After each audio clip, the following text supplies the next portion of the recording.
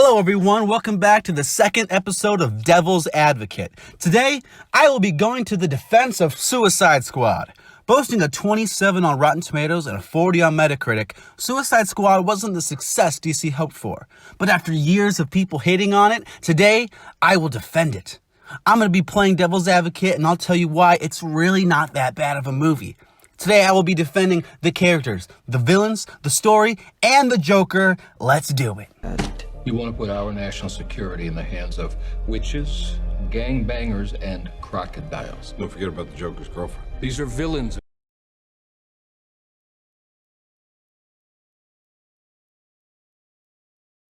So a common complaint this movie gets is that the characters are boring, the characters suck, they're trash.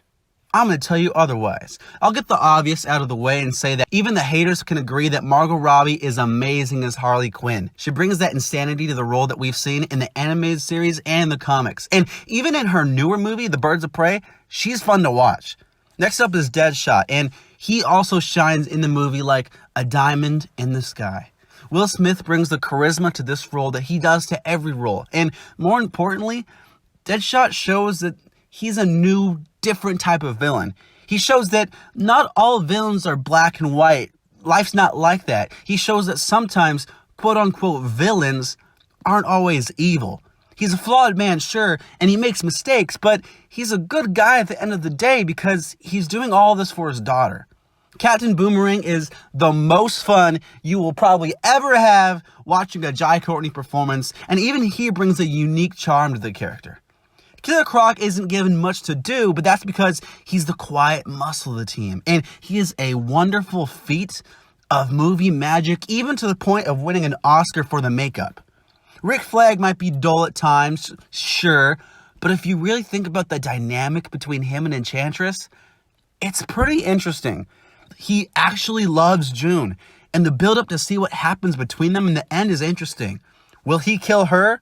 Will she kill him? This relationship is definitely one you don't see in superhero movies that often. El Diablo also has a sympathetic story, and he really does come across as a tragic character. He's incredibly powerful, but he's forced to not use his powers very often because of what they did in the past. And while Katana is forgettable, can we really not forgive the movie because of this? Having one throwaway character among a team of superheroes is almost commonplace. Back in the first Avengers movie, did anyone really care about Hawkeye? No, because he didn't do anything in the story. He was just one of Loki's henchmen for most of the time. Katana is a character who by no means is bad, right? She's no Jar Jar Binks. She's not that bad, but for some reason, people like to poke fun at the movie. Oh, Katana sucks. The movie sucks because of Katana. She's not trash! Why would we give a loaded weapon to an infamous hitman? Go ahead, pull the trigger. Empty it. Don't empty nothing. You don't even know this lady. I've known you like 9 months. Another complaint is that the villains are weak. Enchantress and her brother Incubus aren't villains we're familiar with, but I'll tell you why they're not really that bad. For starters, they make a pair of villains that attack both the mind and bodies of our characters. We see at the end of the film that Enchantress offers all the villains the lives they've always dreamed of. She attacks their minds, while her brother attacks their bodies. Incubus is a force to be reckoned with, and can pretty much hold his own against any one member of the team. Another complaint is, why are we sending the Suicide Squad in against this world-ending threat? Why not send in Superman, or Batman, or Wonder Woman? Well, for starters, at this moment in the DCEU, Superman's dead, so yeah, there's that. And for Batman, I really personally think he couldn't have handled this by himself. There's no way Batman could handle the army of black mold dudes, Incubus, and Enchantress by himself.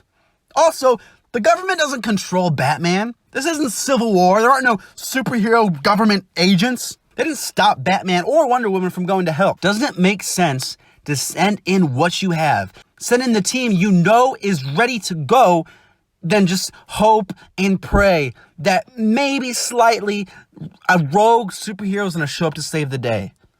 And for the whole reason of why the Suicide Squad is sent in to destroy this big threat, if they went up against just a regular villain, like we bring our villains to this one man or woman villain, chances are they're going to take their side. and it probably wouldn't have worked.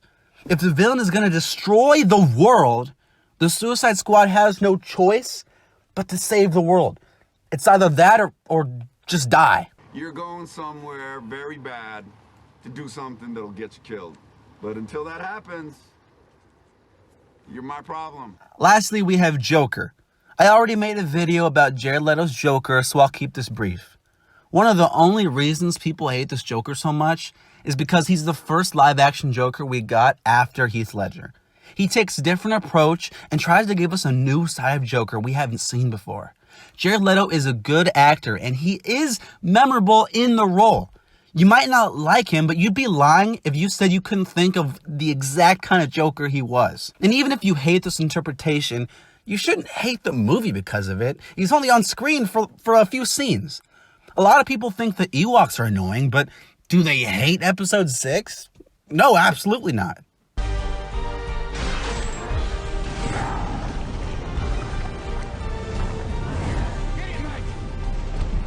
Just to give a few more positives about this movie, I'll start with Amanda Waller.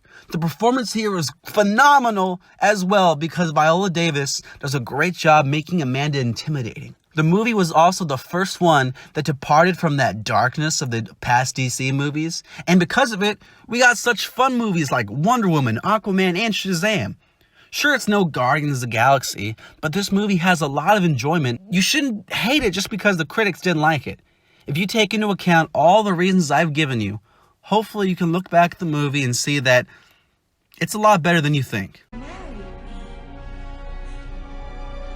It's not real. I killed it bad. No, you don't want that. Thanks for watching episode 2 of Devil's Advocate, and please comment what you would want me to try and defend, and I'll see you next time.